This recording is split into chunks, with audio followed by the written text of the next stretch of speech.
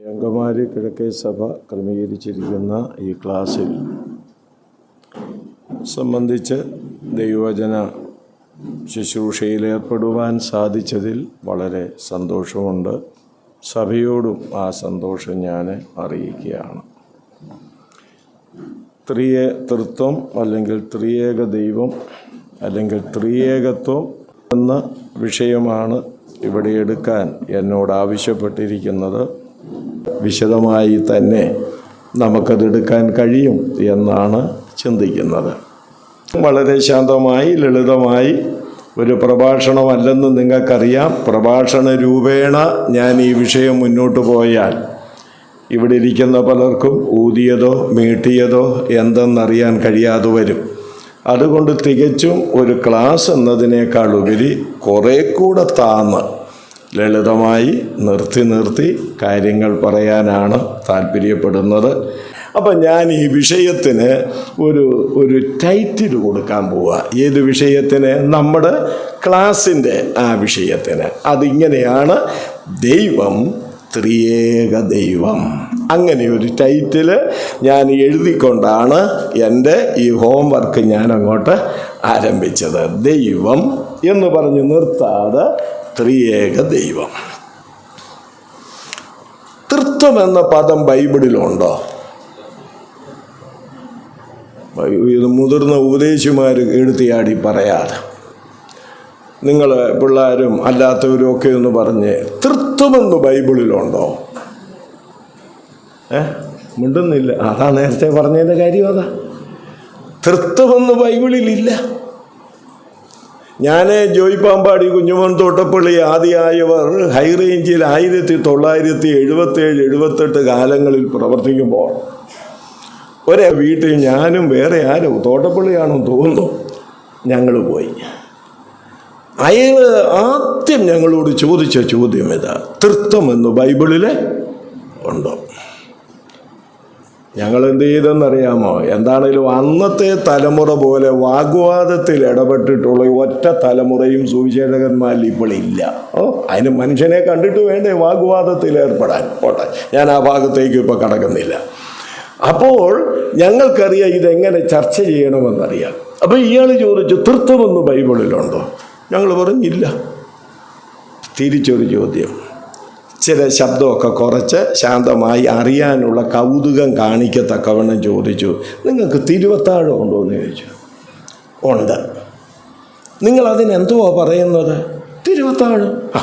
തിരുവത്താഴം ഒന്ന് ബൈബിളിലുണ്ടോ എന്ന് ചോദിച്ചു. ഞങ്ങൾ ചോദിച്ചു തിരുവത്താഴം ഒന്ന് ബൈബിളിൽ ഉണ്ടോ? അപ്പം അയാൾ ഞങ്ങളോട് പറയുക, എന്നെ ദേഷ്യം പിടിപ്പിക്കരുതെന്ന്. ഞാൻ പറഞ്ഞു, നിങ്ങൾ ഈ ചോദ്യം ചോദിച്ചപ്പോൾ ഞങ്ങൾക്ക് ദേഷ്യം വന്നില്ലല്ലോ, പിന്നെന്തിനാ നിങ്ങൾ ദേഷ്യപ്പെടുന്നത്? ഞാൻ പറഞ്ഞതിൻ്റെ സാരം ഇവരാദ്യം ചോദിക്കുന്ന ചോദ്യം അതാണ്: തൃത്വമെന്ന് ബൈബിളിൽ ഉണ്ടോ? തൃത്വമെന്ന് ബൈബിളിലില്ല. എന്നാൽ പിന്നെ എന്തുകൊണ്ടാണ് നമ്മളങ്ങനെ പറയുന്നത്? ദൈവത്തെക്കുറിച്ച് ബൈബിൾ വിശദീകരിക്കുന്ന വചനമെടുത്ത് വയ്ക്കുമ്പോൾ നമുക്ക് ആ വാക്ക് ഉപയോഗിക്കാൻ പറ്റും. ത്രിയേക ദൈവത്തെക്കുറിച്ച് വളരെ വ്യക്തമായി നമുക്ക് കാണാൻ കഴിയും. ഇനി മറ്റൊന്ന്, തൃത്വം എന്ന പ്രയോഗത്തേക്കാൾ നല്ല പ്രയോഗം ത്രിയേകത്വം എന്ന പദമാണ്. മനസ്സിലായില്ലേ? തൃത്വം എന്ന പദത്തേക്കാൾ കുറെ കൂടെ ദൈവവുമായി ബന്ധപ്പെട്ട് പറയാൻ കഴിയുന്ന പ്രയോഗം ത്രിയേകത്വം എന്നുള്ള ആ പദമാണ് നല്ലത്. ഞാൻ ഇനി ഇപ്പോൾ എടുക്കാൻ ആഗ്രഹിക്കുന്നത് ആദ്യം അതിനൊരു പരിഹാരം കണ്ടിട്ട് നമുക്ക് ബാക്കി കാര്യങ്ങൾ ചിന്തിക്കാം. ത്രിയേകത്വം നിഷേധിക്കുന്നവരെ കുറിച്ച് നമുക്ക് ആദ്യം ചിന്തിക്കാം. അത് പഠിച്ചിട്ട് വേണമല്ലോ ബാക്കി അല്ലാത്തത് പഠിക്കാൻ. രണ്ടും പഠിക്കണം. ത്രിയേകത്വം നിഷേധിക്കുന്ന പലരുമുണ്ട്. അതിൽ പ്രധാനപ്പെട്ട 2 കൂട്ടരെ കുറിച്ചാണ് നമ്മൾ ചിന്തിക്കാൻ പോകുന്നത്. അതിലൊന്നാണ് യഹോവ സാക്ഷികൾ. നമുക്കൊക്കെ അറിയാം. നമ്മൾ ഒന്ന് പറഞ്ഞ് രണ്ടാമത്തേതിന് അവരെ പറയും യഹോവ. ഇതാരായി യഹോവ സാക്ഷികൾ? അവരെങ്ങനെയുള്ളവരാണ്? അവരുടെ ഉപദേശം എന്താണ്? പലപ്പോഴും നമുക്കത് അറിഞ്ഞുകൂടാ. നമുക്കാകെ അറിയാവുന്ന ഒരു കാര്യമുണ്ട്: യഹോവ സാക്ഷികൾ ത്രിയേക ദൈവത്തെ നിഷേധിക്കുന്നവരും, തൃത്വം നിഷേധിക്കുന്നവരും യേശുവിൻ്റെ ദൈവത്വത്തെയും പരിശുദ്ധാത്മാവിൻ്റെ ദൈവത്വത്തെയും നിഷേധിക്കുന്നവരാണെന്ന് മാത്രം നമുക്കറിയാം. അതുമാത്രം അറിഞ്ഞാൽ പോരാ. അവരെ സംബന്ധിച്ച് അല്പമായ വിശദീകരണം നമുക്ക് ആവശ്യമുണ്ട്. അത് ഞാനൊന്ന് ഓർപ്പിക്കാൻ ആഗ്രഹിക്കുക. ഈ പ്രസ്ഥാനത്തിൻ്റെ സ്ഥാപകൻ എന്ന് പറയുന്നത് C.T. റസൽ എന്ന് പറയുന്ന ആളാണ്. യഹോവ സാക്ഷികൾ എന്ന് പറയുന്ന ക്രിസ്തീയ സംഘടനയൊന്നുമല്ല, അതൊരു സംഘടന എന്ന് കൂട്ടിയാൽ മതി. അതിൻ്റെ സ്ഥാപകൻ C.T. റസൽ എന്ന് പറയുന്ന ആളായിരുന്നു. അതുകൊണ്ട് ഞാൻ ഇവരെ ഈ യഹോവ സാക്ഷികളൊന്നും വിളിക്കുകയല്ല. ഞാൻ ഇവരെ വിളിക്കുന്ന റസൽ മതക്കാരെന്നാണ്. പറഞ്ഞത് മനസ്സിലായില്ലേ? വാസ്തവത്തിൽ യഹോവ സാക്ഷികൾ ആരാ? മിണ്ടാതിരിക്കരുത്. ആരാ യഹോവ സാക്ഷികൾ? യഹോവയുടെ സാക്ഷികൾ നമ്മളാ. നിങ്ങൾ എൻ്റെ സാക്ഷികളാകും നമ്മളാ. അതുകൊണ്ട് നമുക്കുള്ള നല്ല പേര് അവർക്കിടേണ്ട കാര്യമില്ല. അതുകൊണ്ട് ഞാൻ അവരെ റസൽ മതക്കാരെന്നാണ് വിളിക്കുന്നത്. കാര്യം ഇയാളാണല്ലോ, C.T. റസലാണല്ലോ അത് സ്ഥാപിച്ചത്. ഇനി ഈ റസലിൻ്റെ പിൻഗാമി ഒരാളുണ്ട്. അയാളുടെ പേര് റദർഫോർഡ് എന്നാണ്. ഈ റദർഫോർഡ് 1931 യഹോവ സാക്ഷികൾ എന്ന പേര് സ്വീകരിച്ചത്. C.T. റസൽ ഇത് സ്ഥാപിച്ചെന്നെങ്കിലും യഹോവ സാക്ഷികൾ എന്നുള്ള പേര് ഈ റദർഫോർഡാണ് കൊടുത്തത്. 1931 അത് കൊടുത്തത്. ഇനി ഈ ഉപദേശമുണ്ടല്ലോ, ഇത് ദൈവശാസ്ത്രപരമായി, ഞാനിത് പറയുമ്പോൾ നിങ്ങൾ ശ്രദ്ധിക്കണം, ഒരു ചരിത്രമാണ്.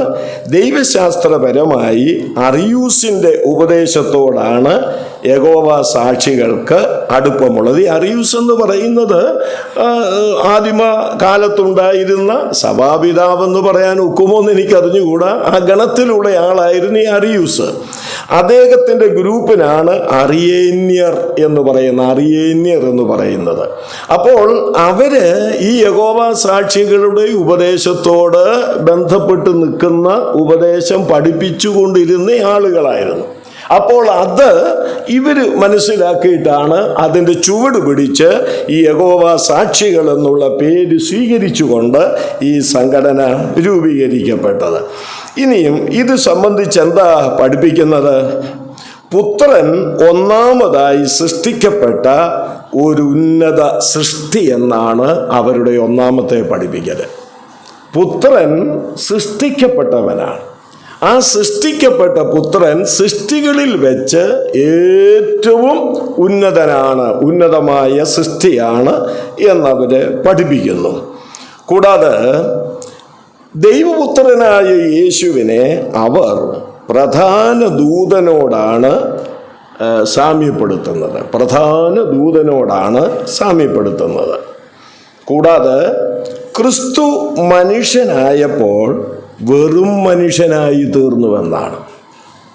അതുകൊണ്ടാണ് നമ്മളിങ്ങനെ വായിക്കുന്നു, യോഹന്നാൻ്റെ 2 ലേഖനത്തിൽ ക്രിസ്തു ജഡത്തിൽ വെളിപ്പെട്ടില്ല എന്ന് പറയുന്ന വഞ്ചകന്മാർ ഉണ്ട് എന്നവിടെ പറയുന്നുണ്ട്. അവരെക്കുറിച്ച് പറയുന്നിടത്ത് യോഹന്നാൻ വ്യക്തമായി പറയുന്നുണ്ട്, അവരോട് കുശലം പോലും പറയരുതെന്ന. കുശലം പോലും എന്ന് പറഞ്ഞാൽ ഈ പാർട്ടികള് ക്രിസ്തു ജഡത്തിൽ വെളിപ്പെട്ടു എന്ന് വിശ്വസിക്കാത്തവരാണ്.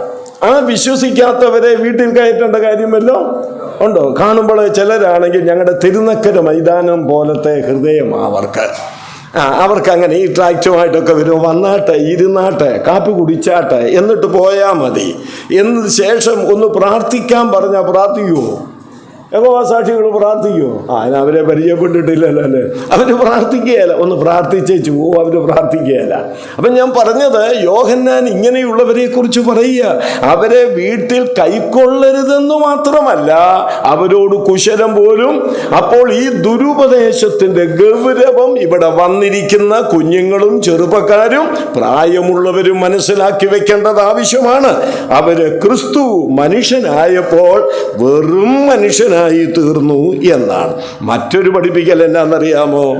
പുനരുത്ഥാനത്തിൽ ഒരാത്മജീവിയായി യേശുക്രിസ്തു ദൂതന്മാർക്കു മേലായി ഉയർത്തപ്പെട്ടു. ശരീരത്തോടു കൂടിയല്ല, പിന്നെ ഒരാത്മജീവിയായി യേശുക്രിസ്തു ദൂതന്മാരേക്കാൾ മേലായി ഉയർത്തപ്പെട്ടു എന്നും, ശരീരമുണ്ടല്ലോ, യേശുവിൻ്റെ ശരീരം, അത് മൃതാവസ്ഥയിൽ തന്നെ ശേഷിച്ചു എന്നാണ്. മൃതാവസ്ഥയിൽ തന്നെ ശേഷിച്ചു. എന്നിട്ട് യഹോവ എന്ത് ചെയ്തു? അവരുടെ പഠിപ്പിക്കൽ കേൾക്കണം. യഹോവ ആരും അതിനെ കാണാതെ വണ്ണം മറച്ചു കളഞ്ഞെന്നാണ് പറയുന്നത്. നോക്കണം, എന്തുമാത്രം കള്ളത്തരമാണ്, ബോഷ്കാണ് പറയുന്നത്. യേശുക്രിസ്തു വെറും മനുഷ്യനായിരുന്നുവെന്നും യേശുക്രിസ്തുവിനെ ഉയർപ്പിച്ചപ്പോൾ ദൂതന്മാരേക്കാൾ മേലായി എന്നും, ആ ശരീരം നിർജീവ അവസ്ഥയിൽ തന്നെ ഇരുന്നെന്നും, അത് മറ്റുള്ളവർ കാണാതിരിക്കത്തക്കവണ്ണം യഹോവ തന്നെ അത് മറച്ചു കളഞ്ഞെന്നുമാണ് അവര് പഠിപ്പിക്കുന്നത്. ഈ കൂട്ടർക്ക് കൈ കൊടുക്കാൻ പറ്റുമോ? ചിലരാണെങ്കിൽ അങ്ങ് കൈ കൊടുപ്പാ, ഒന്നിച്ചിരുന്ന് അപ്പം നുറുക്കുന്നവന് കൈ കൊടുക്കുകയില്ല. ഇവർക്കൊക്കെ നെടുക നടന്ന് എന്ത് ചെയ്യും? കൈ കൊടുക്കുക. ഇവരോട് കുശലം പോലും പറയരുത്. ഇനിയും അടുത്തത് പറയുന്നത് എന്നാന്നറിയാം ഇവരുടെ ഉപദേശം? അത് പരിശുദ്ധാത്മാവിനെ കുറിച്ച്. അവിടെ എഴുതിയിരിക്കുന്നത്, അവർ പഠിപ്പിക്കുന്നത്, ദൈവത്തിൻ്റെ സജീവ ശക്തിയാണ് പരിശുദ്ധാത്മാവ്. പരിശുദ്ധാത്മാവിന് ആളത്വമുണ്ടെന്നും പരിശുദ്ധാത്മാവ് ദൈവമാണെന്നും വേദപുസ്തകം വ്യക്തമായി പഠിപ്പിക്കുമ്പോൾ ഇവരെന്താ പറയുന്നത്? പരിശുദ്ധാത്മാവ് എന്താണ്? ദൈവത്തിൻ്റെ സജീവ ശക്തിയാണെന്നാണ് അവർ പഠിപ്പിക്കുന്നത്. അപ്പോൾ ഇതുമാത്രം ദുരുപദേശം അതിനകത്തുണ്ട്. ഇനി അടുത്ത് മറ്റൊന്നുകൂടെ മനസ്സിലാക്കണം. ശരീരം വിട്ട് ജീവിക്കാൻ കഴിയുന്ന ആത്മാവിൽ അവർ വിശ്വസിക്കുന്നില്ല. മനസ്സിലായില്ലേ? ശരീരം വിട്ട് ജീവിക്കാൻ കഴിയുന്ന ആത്മാവിൽ അവർക്ക് വിശ്വാസമില്ല എന്ന് പറഞ്ഞാൽ ആത്മാവില്ലെന്നാണ് അവരെന്ത് ചെയ്യുന്നത്? ജീവനാണ്. അപ്പോൾ ചുരുക്കത്തിൽ യഹോവ സാക്ഷികളുടെ ഉപദേശം നമ്മൾ എടുത്തു നോക്കിയാൽ പുതിയ നിയമ തിരുവെഴുത്തായിട്ടോ പഴയ നിയമ തിരുവെഴുത്തായിട്ടോ അവർക്ക് യാതൊരു ബന്ധവും ഇല്ല എന്ന് മനസ്സിലാക്കാൻ കഴിയും. ഒന്ന്, ക്രിസ്തുവിനെ കുറിച്ചുള്ള അവരുടെ ഉപദേശം ഞാൻ ഓർപ്പിച്ചു. രണ്ടാമത്, പരിശുദ്ധാത്മാവിനെ കുറിച്ചുള്ള ഉപദേശം ഓർപ്പിച്ചു. മൂന്നാമത്, മനുഷ്യൻ്റെ ആത്മാവിനെ കുറിച്ച്, അങ്ങനെ ഒരു ആത്മാവ്, ജീവിക്കുന്ന ആത്മാവ് ഇല്ലെന്നാണ് അവർ പഠിപ്പിക്കുന്നത്. ഇനി വേറൊന്നുകൂടെ അവർ പഠിപ്പിക്കുന്നുണ്ട്, നരകം നിത്യമല്ലെന്നും പഠിപ്പിക്കുന്നുണ്ട്. നരകമെന്ന് പറയുന്നത് കടലാസ് തീക്കകത്തോട്ട് ഇട്ടിട്ട് കത്തി എരിയുന്നത് പോലത്തെ അവസ്ഥയുള്ളൂ, അല്ലാതെ അവിടെ കടന്ന് നിത്യദണ്ഡനമൊന്നും അനുഭവിക്കുന്നില്ലെന്നും കൂടെ അവർ പഠിപ്പിക്കുക. അപ്പോൾ ചുരുക്കത്തിൽ യഹോവ സാക്ഷികളുടെ ഈ ഉപദേശത്തെ നമുക്ക് രണ്ട് പദത്തിൽ അങ്ങ് ഒതുക്കാം. എന്താ? അല്ല, ഇല്ല. ഇല്ലേ? അല്ല, ഇല്ല. തൃത്വം ഇല്ല. ത്രിയേക ദൈവം ഇല്ല. യേശു ദൈവം അല്ല. അല്ല, അതല്ല അവർ അല്ല, ഇല്ല, അല്ല. പരിശുദ്ധാത്മാവ് വ്യക്തി അല്ല. മനുഷ്യൻ ആത്മാവ്, നിലനിൽക്കുന്ന ആത്മാവ് ഇല്ല. നരകം നിത്യം അല്ല. അപ്പോൾ ഇതാണ് യഹോവ, മനസ്സിലായോ? ഇതാണ് യഹോവ സാക്ഷികളുടെ ഉപദേശം എന്ന് പറയുന്നത്. അല്ല, ഇല്ല. വചനത്തിൽ പറഞ്ഞിരിക്കുന്ന അടിസ്ഥാന ഉപദേശങ്ങളെ മുഴുവനും എന്ത് ചെയ്യുകയാണ്? അവഗണിക്കുകയാണ് ചെയ്യുന്നത് എന്ന് നമുക്ക് മനസ്സിലാക്കാനായിട്ട് സാധിക്കും. ഇനിയും അടുത്തൊരു തീർന്നില്ല. ഇവർക്ക് കർത്തൃമേശയുണ്ട്. നേരത്തെ പറഞ്ഞ ഒരു തിരുവത്താഴം ഉണ്ട്. തിരുവത്താഴം എന്ന് പറയുന്നത് നമ്മളെപ്പോലെ എല്ലാ ഞായറാഴ്ചയില്ല. ഇതൊക്കെ ഒന്ന് മനസ്സിലായി. ഇയാളെന്തിനാ ഇതൊക്കെ ഞങ്ങൾക്ക് ഇതൊക്കെ മനസ്സിലാക്കണ്ടേ? ഇല്ലേ, കൈ കൊടുത്ത് അകത്ത് കയറ്റി ചിലപ്പോൾ നാളെ അവരുടെ കൂടെ പോയാലോ എന്ന് പറഞ്ഞു. നമ്മൾ ആരുടെ കൂടെയും പോകാൻ ചിലർ നല്ല ഒരുക്കമാണ്, റെഡിയായിട്ട് നിൽക്കുക, ആര് വിളിച്ചാലും പോകാൻ. മനസ്സിലായില്ലേ? അപ്പോൾ ഇതൊക്കെ ഒന്ന് മനസ്സിലാക്കിയിട്ട് വേണം പോകാൻ. അപ്പം ഇവരെ സംബന്ധിച്ച് ഇവർക്ക് ഈ തിരുവത്താഴമുണ്ട്, അല്ലെങ്കിൽ കർത്തൃമേശയെന്ന് നമ്മൾ പറയുന്നത് അവർക്കുണ്ട്. അത് വർഷത്തിലൊരിക്കലേ ഉള്ളൂ. ആ വർഷത്തിലൊരിക്കൽ എന്താണെന്നറിയാമോ? പെസഹായുടെ ദിവസമാണ്. യഹൂദൻ്റെ പെസഹായുടെ ദിവസമാണ് ഇവർക്കെന്ത്? കർത്തൃമേശ. അത് വലിയ രസമാണ്. ഈ കർത്തൃമേശയിൽ ആരാ പങ്കുകൊള്ളേണ്ടതെന്നറിയാമോ? കേട്ടാൽ ഞെട്ടിപ്പോകുന്നേ. നമ്മൾ ഇതിനേക്കാൾ അപ്പുറം കേട്ട ഞെട്ടിയല്ല. അപ്പോൾ ഈ കർത്തൃമേശയിൽ സംബന്ധിക്കുന്നവരാരാണെന്നറിയാമോ? 144,000 പേരിൽ ഉള്ളവർക്ക് മാത്രമേ ഇതിൽ സംബന്ധിക്കാൻ പറ്റുള്ളൂ. അപ്പോൾ ഇവരാരംഭിച്ചത് എപ്പോഴാണ്? 1930, അതിനു മുൻപ് ആരംഭിച്ചു റസലിൻ്റെ കാര്യത്തിൽ. എന്നാൽ യഹോവ സാക്ഷികൾ എന്നുള്ള പേരിൽ 1931. അത് വെച്ച് നോക്കുമ്പോൾ ഇക്കാലം അത്രയും അവർ പെരുകുന്നവരാ കേട്ടോ. അപ്പോൾ ഇക്കാലം അത്രയും നോക്കുമ്പോൾ ഈ കാലഘട്ടത്തിൽ ജീവിക്കുന്ന ഒരെണ്ണം ഇതിനകത്തില്ല. 144,000 പേരിൽ ഇല്ല. അതുകൊണ്ട് എന്ത് ചെയ്യുമെന്നറിയാമോ? അതങ്ങനെ തന്നെ എടുത്ത് കുഴിച്ചിടും. ചിലർ തീ കത്തിക്കും, അല്ലെങ്കിൽ കുഴിച്ചിടും. കാരണം ആരും യോഗ്യതയില്ലല്ലോ. ഈ 144,000 പേരിൽ ഇവരാരും ഇല്ലല്ലോ. അതുകൊണ്ട് എന്ത് ചെയ്യും? ഇതെടുത്ത് അങ്ങ് കുഴിച്ചിടുക ചെയ്യുന്നത്. അപ്പം ഞാൻ പറഞ്ഞതിൻ്റെ സാരം നോക്കണം. ഇവരുടെ അടുത്തുപോലും നിൽക്കാൻ പറ്റാത്ത അത്രമാത്രം ദുരുപദേശം നിറഞ്ഞൊരു സമൂഹമാണ് ആര്? യഹോവ സാക്ഷികൾ, യഹോവയുടെ സാക്ഷികൾ. അപ്പോൾ ഈ ത്രിയേകത്വത്തെ കുറിച്ചും ഈ ആത്മാവിനെ കുറിച്ചും ഒക്കെ നമ്മൾ സഭയിൽ പഠിപ്പിക്കേണ്ടതല്ലേ? നിങ്ങളെല്ലാ മാസവും 3 ദിവസം ക്ലാസ് എടുക്കുന്നെന്ന് പറഞ്ഞു. ഞാൻ പറയുന്നു, പ്രായോഗികം പഠിപ്പിക്കുമ്പോൾ തന്നെ ഉപദേശവും കൂടെ എന്ത് ചെയ്യണം? പഠിപ്പിക്കേണ്ടത് ആവശ്യമാണ്. പക്ഷേ ഞാൻ നേരത്തെ പറഞ്ഞൊരു ബുദ്ധിമുട്ടാണ്. ഇപ്പോൾ ഉദാഹരണം, നടപ്പെന്നും ഒരു പ്രസംഗം ഞാൻ ചെയ്താൽ ഒരു ബുദ്ധിമുട്ടും ഇല്ലുണ്ട്. വിശ്വാസത്തിൽ നടക്കണം, സ്നേഹത്തിൽ നടക്കണം, വെളിച്ചത്തിൽ നടക്കണം. എത്ര പോയിന്റ് കിട്ടുമെന്നറിയാമോ? എനിക്ക് ഒരു ബുദ്ധിമുട്ടും ഇല്ല. നമ്മുടെ പ്രീമിയർ ബൈബിളിൻ്റെ ഒരു ഒത്തുവാക്യ ബൈബിൾ എടുത്താൽ മാത്രം മതി. പക്ഷെ ഇതൊക്കെ പഠിക്കാൻ ഇച്ചിരി ബുദ്ധിമുട്ടുണ്ട്. വായനയും കാര്യങ്ങളും ഒക്കെ വേണം. ഓക്കെ, ഇനി രണ്ടാമത്തെ കൂട്ടര്, ത്രിയേകത്വത്തെ നിഷേധിക്കുന്ന രണ്ടാമതൊരു കൂട്ടരുണ്ട്. അവരുടെ പേരാണ് യേശു നാമക്കാർ. യേശു നാമക്കാർ എന്നാണ് അവരുടെ പേര്. നമ്മുടെ നാട്ടിലൊക്കെ ധാരാളമുണ്ട് യേശു നാമക്കാര്. ഈ അങ്കമാലിയിലും കാണുമെന്ന് ഞാൻ വിചാരിക്കുന്നു. അതൊരു പെന്തക്കോസ്ത് ഗ്രൂപ്പാണ്. എന്നാൽ മറ്റു പെന്തക്കോസ്തുകാരുമായിട്ട് ഇവരെ ബന്ധപ്പെടുത്താൻ പറ്റുകയില്ല. ഉദാഹരണം പറഞ്ഞാൽ ട്രഡീഷണലായ പെന്തക്കോസ്ത് ഉണ്ട്, India Pentecost, church of God, assemblies of God. ഇവരൊക്കെ ത്രിയേകത്വത്തിൽ വിശ്വസിക്കുന്നവരും പഠിപ്പിക്കുന്നവരുമാണ്.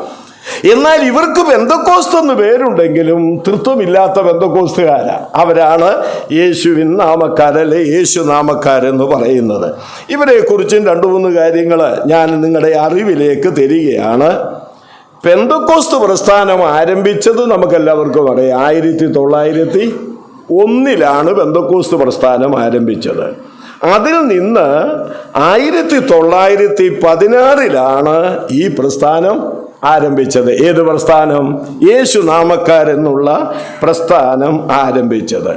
അപ്പോൾ ഇതിനകത്ത് മനസ്സിലാക്കേണ്ട കാര്യം, യഹോവ സാക്ഷികൾക്ക് ആരേ ഉള്ളൂ? ആരാ? പിതാവേ ഉള്ളൂ. അവർക്ക് പിതാവേ ഉള്ളൂ. ഇവർക്കാരാ? ഇവർക്ക് പുത്രൻ മാത്രമേ ഉള്ളൂ. അവർക്ക് പിതാവും ഇവർക്ക്, ചുരുക്കത്തിൽ പറഞ്ഞ നമ്മുടെ ഭാഷയിൽ പറഞ്ഞ ചേട്ടനും അനുജനുമാണ് ഇവരെ. മനസ്സിലായില്ലേ? പിന്നെ ഈ സ്നാനമെന്ന് പറയുന്നത് ഇവർക്ക് യേശുവിൻ്റെ നാമത്തിലാണ്. എന്താ സ്നാനം? യേശു എന്താ കൽപ്പിച്ചത്? പിതാവിൻ്റെയും പുത്രൻ്റെയും പരിശുദ്ധാത്മാവിൻ്റെയും നാമത്തിൽ സ്നാനപ്പെടുത്തണമെന്ന. പക്ഷേ ഇവര് പറയുന്നത് അങ്ങനെയല്ല. അപ്പോസ്തല പ്രവൃത്തികൾ മുഴുവൻ വായിച്ചാൽ അവിടെ ഈ ഒരു പ്രയോഗമുണ്ട്, അവരെ യേശുവിൻ്റെ നാമത്തിൽ. അപ്പൊ പിന്നെ ഒരു ചോദ്യം, ആരാണ് ശിഷ്യന്മാർ യേശുവിൻ്റെ നാമത്തിൽ സ്നാനപ്പെടുത്തിയെന്ന് അപ്പോസ്തല പ്രവൃത്തി വായിക്കുന്നു. യേശു അവരോട് കൽപ്പിച്ചത് പിതാവിൻ്റെയും പുത്രൻ്റെയും പരിശുദ്ധാത്മാവിൻ്റെയും നാമത്തിൽ സ്നാനപ്പെടുത്തണമെന്ന്. അപ്പം ഞാൻ ചോദിക്കട്ടെ, യേശു കൽപ്പിച്ചതിനോട് അനുസരണക്കേട് കാണിച്ച് അവർ കേവലം യേശുവിൻ്റെ നാമത്തിൽ സ്നാനപ്പെടുത്തിയെങ്കിൽ അവരൊരു യഥാർത്ഥ ശിഷ്യന്മാരാണോ? ആണോ? എന്തായിരിക്കണം അപ്പോസ്തല പ്രവൃത്തികൾ അത് പറയാൻ കാര്യം? യേശുവിൻ്റെ നാമത്തിൽ സ്നാനപ്പെടുത്തി എന്ന് പറയാൻ കാര്യം എന്താ നിങ്ങൾക്ക് പറയാമോ? എന്താ അതിൻ്റെ കാരണം? ഞാനെപ്പോഴും പറയുന്നത് എല്ലാവരും തല കുലുക്കുന്നുണ്ട്, അത് എളുപ്പമുള്ള കാര്യമാണല്ലോ. എന്തായിരിക്കണം യേശുവിൻ്റെ നാമത്തിൽ അവർ സ്നാനപ്പെടുത്തി എന്നുള്ളത് കൊണ്ട് അർത്ഥമാക്കുന്നത് എന്താ? ഇപ്പോൾ ഉദാഹരണം, ഞാൻ ഒരാളെ പറഞ്ഞു വിടുക, നിങ്ങളിൽ ആരുടെയെങ്കിലും അടുക്കൽ ഒരു കാര്യത്തിന് പറഞ്ഞു വിടുക. നിങ്ങൾ പറയും തങ്ങളെ എനിക്ക് വേണ്ടത്ര പരിചയമില്ല, എന്നാൽ ചാണ്ടപ്പിള്ള പറഞ്ഞു വിട്ടത് കൊണ്ട് അയാളുടെ നാമത്തിൽ ഞാൻ തന്ന വിടുക, അത്രേ അതിനകത്ത് അർത്ഥമുള്ളൂ. യേശുക്രിസ്തു കൽപ്പിച്ച കൽപ്പന അനുസരിക്കുമ്പോൾ ആ ഒരു പ്രയോഗം പരിശുദ്ധാത്മാവ് എഴുതിയെന്ന് മാത്രമേ ഉള്ളൂ. അല്ലാതെ ഇവര് പിതാവിന്റെയും പുത്രന്റെയും പരിശുദ്ധാത്മാവിന്റെയും നാമത്തെ സ്നാനപ്പെടുത്തിയില്ല എന്നവിടെ അർത്ഥമാക്കുന്നില്ല. ഇവരങ്ങനാണ് അർത്ഥമാക്കുന്നത്. ഇങ്ങനെ ഈ രണ്ടു കൂട്ടര്, വേറെ പലതുകൊണ്ട് ഞാൻ ആ ഭാഗം വിടുകയാണ്, ഈ രണ്ടു കൂട്ടരാണ് പ്രധാനമായും ത്രിയേകത്വം നിഷേധിക്കുന്നത് എന്നുള്ളത് നാം വിശേഷാൽ മനസ്സിലാക്കേണ്ടത് ആവശ്യമാണ്. ഇനി അടുത്തത് ഞാൻ എടുക്കാൻ ആഗ്രഹിക്കുന്നത്, നമ്മുടെ വിഷയം എന്താ? ദൈവം ത്രിയേകൻ എന്നുള്ളത്. ആദ്യമായി ദൈവം ഏകനാണ്. നമ്മുടെ ദൈവം ഏകനാണ്. അതെങ്ങനെ അറിയാം? ഒന്ന്, ദൈവത്തിൻ്റെ ഏകത്വം പഴയ നിയമവും പുതിയ നിയമവും ഒരുപോലെ വെളിപ്പെടുത്തുന്ന സത്യമാണ്. സത്യം പഴയ നിയമത്തിലും ഉണ്ട്, പുതിയ നിയമത്തിലും ദൈവം ഏകനാണെന്ന് പറയുന്നുണ്ട്. അതിലൊന്ന് പഴയ നിയമത്തിൽ എന്താ പറഞ്ഞിരിക്കുന്നത്? ദാ കേട്ടോളുക.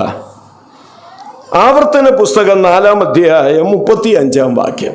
അവിടെ എഴുതിയിരിക്കുന്നത്, ആവർത്തനം 4:35, അവിടെ എഴുതിയിരിക്കുന്നത്, യഹോവ തന്നെ ദൈവം, അവനല്ലാതെ മറ്റൊരുത്തനും ഇല്ല.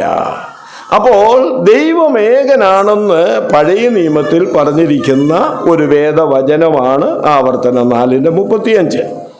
ഇനി ആവർത്തനം 4:39 പറഞ്ഞിരിക്കുന്നത് ശ്രദ്ധിച്ച്, ദൈവം ഏകനാണെന്നുള്ളത്. ആവർത്തനം 4:39, ആകയാൽ മീതെ സ്വർഗത്തിലും താഴെ ഭൂമിയിലും യഹോവ തന്നെ ദൈവം, മറ്റൊരുത്തനുമില്ല.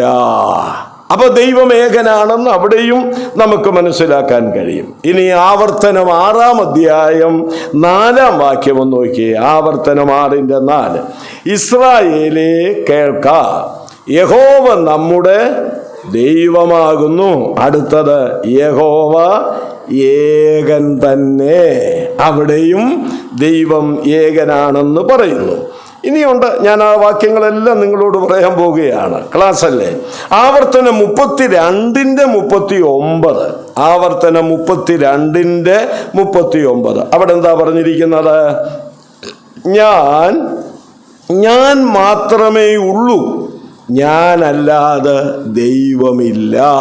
അവിടെയും ദൈവം ഏകനാണെന്ന് പറയുന്നു. ഇനി 1 രാജാക്കന്മാർ 8-ാം അധ്യായം 59-ാം വാക്യം നോക്കിയേ. യഹോവ തന്നെ ദൈവം, മറ്റൊരുത്തനുമില്ല എന്ന് ഭൂമിയിലെ സകല ജാതികളും അറിയേണ്ടതിന്. മറ്റൊരുത്തനുമില്ല, യഹോവ തന്നെ ദൈവം, ഏകദൈവം. വാക്യം 1 രാജാക്കന്മാർ 8:59. ഇനിയും 1 ശമൂവേൽ 7:22, 1 ശമൂവേൽ 7:22, അവിടെ എന്താ എഴുതിയിരിക്കുന്നത്?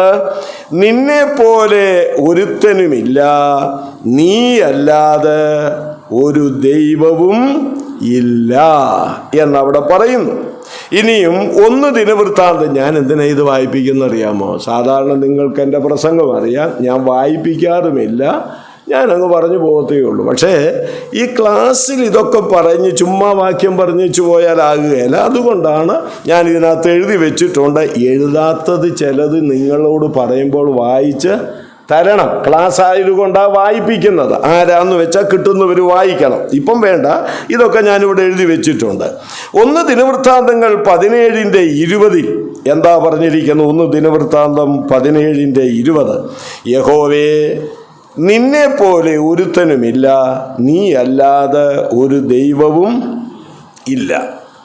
സങ്കീർത്തനം 83:18, സങ്കീർത്തനം 83:18, അവിടെ എന്താ പറയുന്നത്?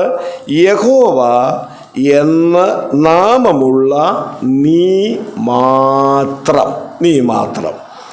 ഇനി വീണ്ടും നമ്മൾ നോക്കുമ്പോൾ സങ്കീർത്തനം 86:10 അവിടെ എഴുതിയിരിക്കുന്നത് നീ മാത്രം ദൈവമാകുന്നു, നീ മാത്രം ദൈവമാകുന്നു.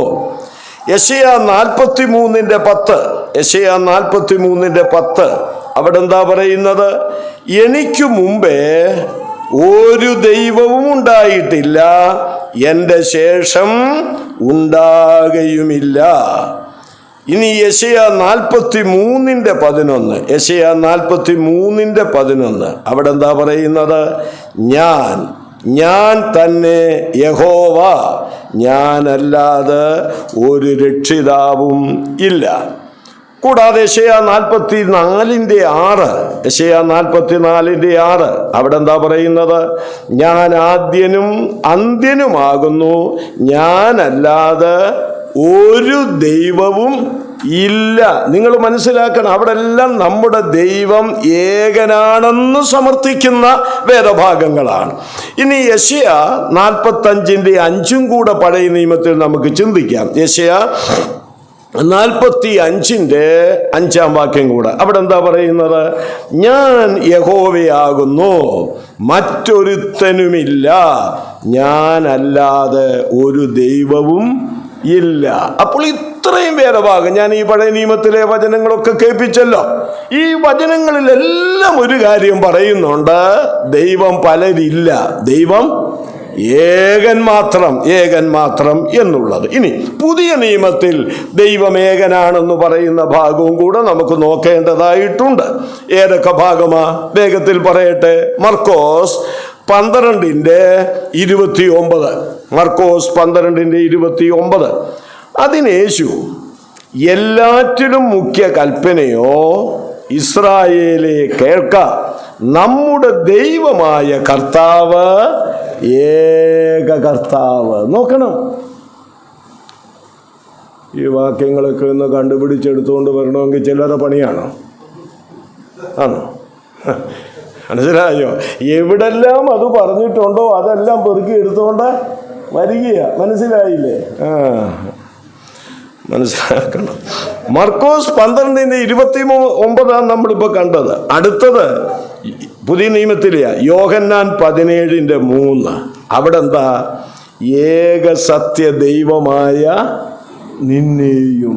ഏക സത്യ ദൈവം, ദൈവമേകൻ. 1 കൊരിന്ത്യർ 8:4. 1 കൊരിന്ത്യർ 8:4. അവിടെ എന്താ പറയുന്നത്?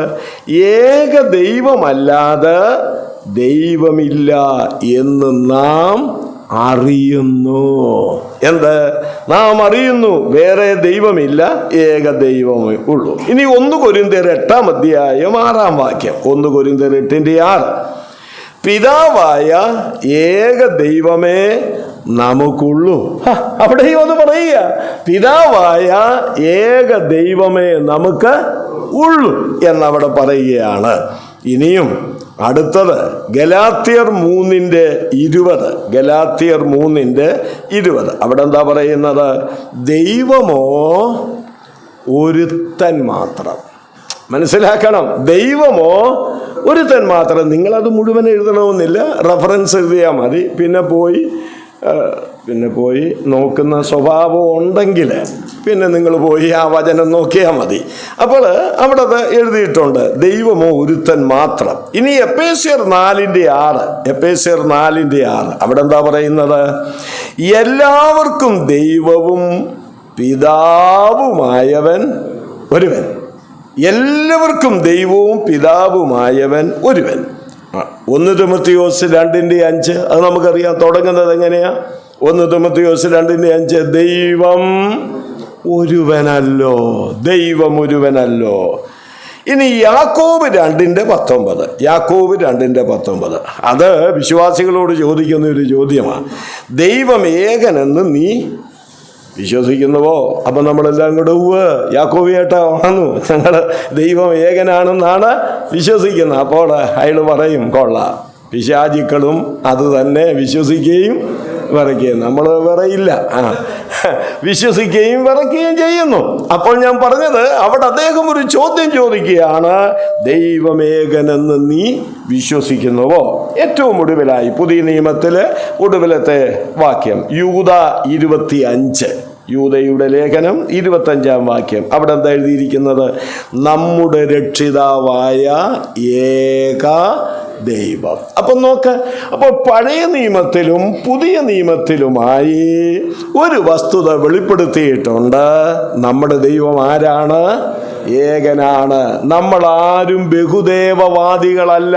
ആണോ? അല്ല. പണ്ടൊക്കെ ആയിരുന്നു നമ്മുടെ പിതാക്കൾ. എന്നെ സംബന്ധിച്ച് പറഞ്ഞാൽ ഞാൻ ഉൾപ്പെടെ CSC-കാരനുണ്ടോ? ഇല്ല. എടത്തോപ്പള്ളി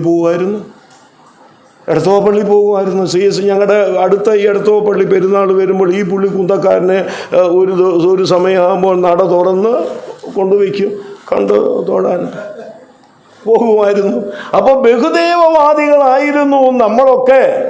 എന്നാൽ ആ സ്ഥാനത്ത് സുവിശേഷം കേട്ട് വിശ്വസിച്ച് ദൈവവചനം അറിഞ്ഞപ്പോൾ നമുക്ക് മനസ്സിലായി ബഹുദൈവമല്ല, ഏകദൈവമാണ്, ഏക സത്യദൈവം. ആ ഏകദൈവത്തിന്റെ മക്കളായി തീരാനും ആ ഏകദൈവം നമ്മുടെ പിതാവായി മാറാനും ഇടവന്നതാണ് ഇന്ന് രാത്രിയിൽ ഇത്രയും ആളുകൾക്ക് അവിടുന്ന് ഇവിടുന്ന് ഒക്കെ വന്ന് വചനം കേൾക്കാനും ദൈവത്തെ പാടി മഹത്വപ്പെടുത്താനും ഒക്കെ ഇടവന്നത്. സന്തോഷമില്ലേ? ഉണ്ട്. മുഖം നോക്കിയാൽ അറിയാം.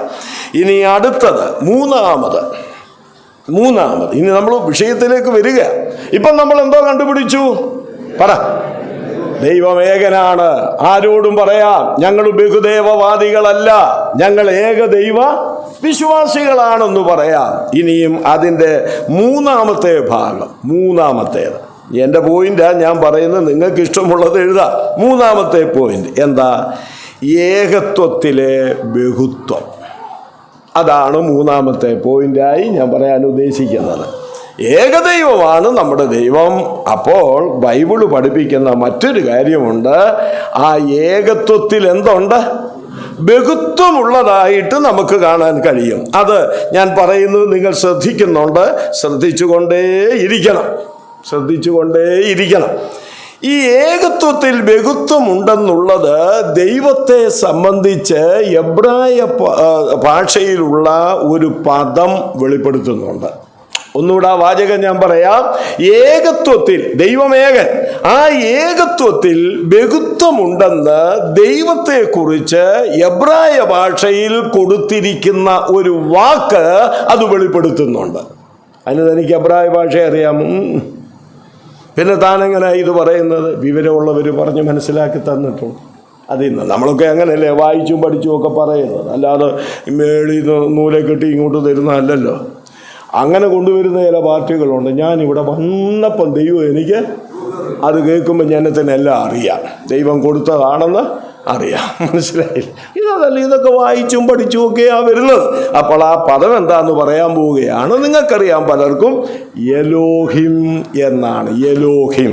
ഞാൻ അതിൻ്റെ ഇംഗ്ലീഷ് സ്പെല്ലിങ് പറയാം. ELOHIM,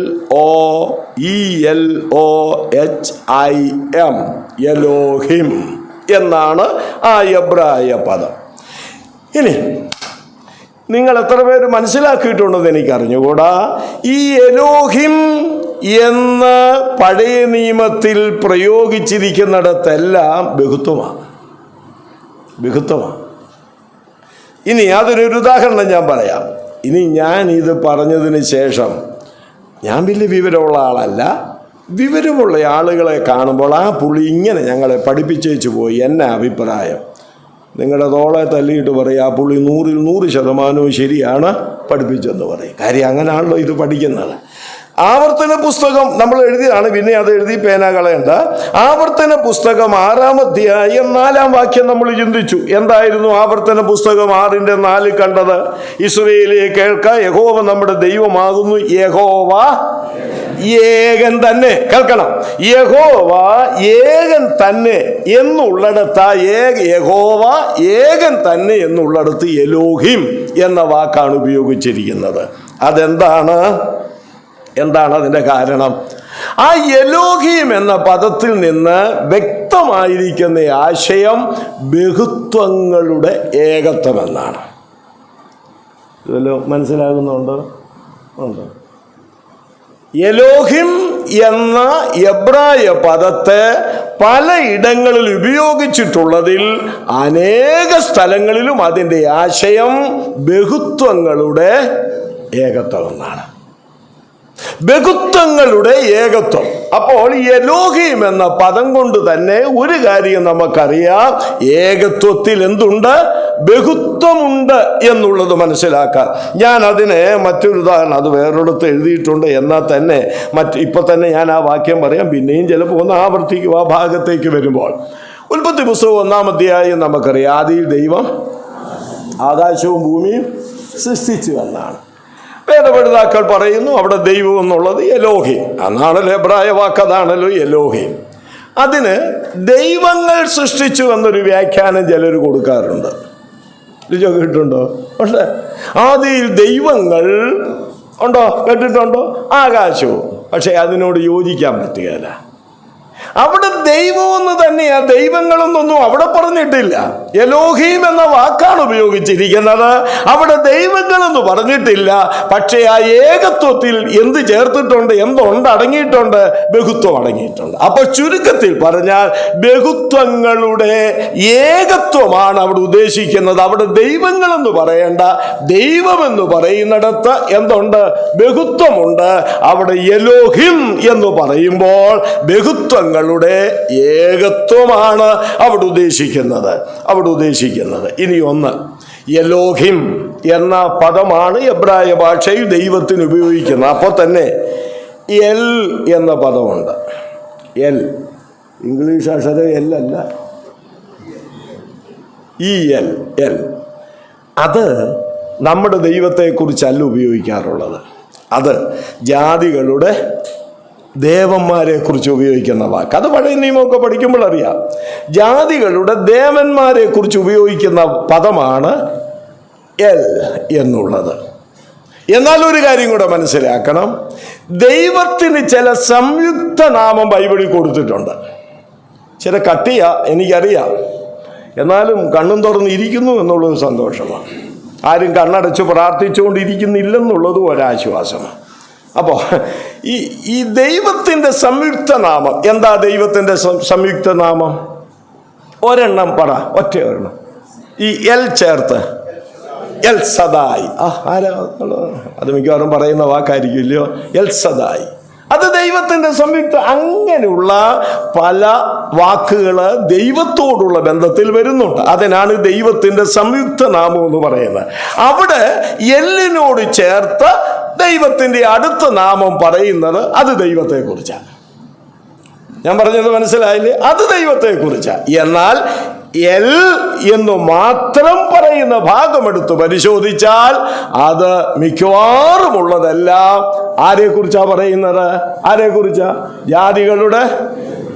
ഇപ്പം വർഗീസ് മറ്റേ പറഞ്ഞുകൊണ്ടായിരുന്നു, ഇപ്പം മിണ്ടുന്നില്ല, ദഹിക്കുന്നില്ലെന്ന് എനിക്ക് തോന്നുന്നു. മനസ്സിലായില്ലേ?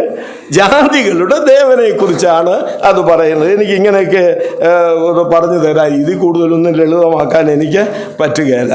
ഇനിയും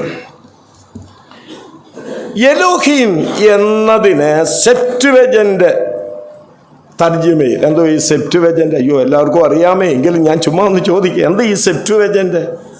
അത് സെപ്റ്റുവജന്റ് അല്ലാതെ തന്നെ അല്ലേ?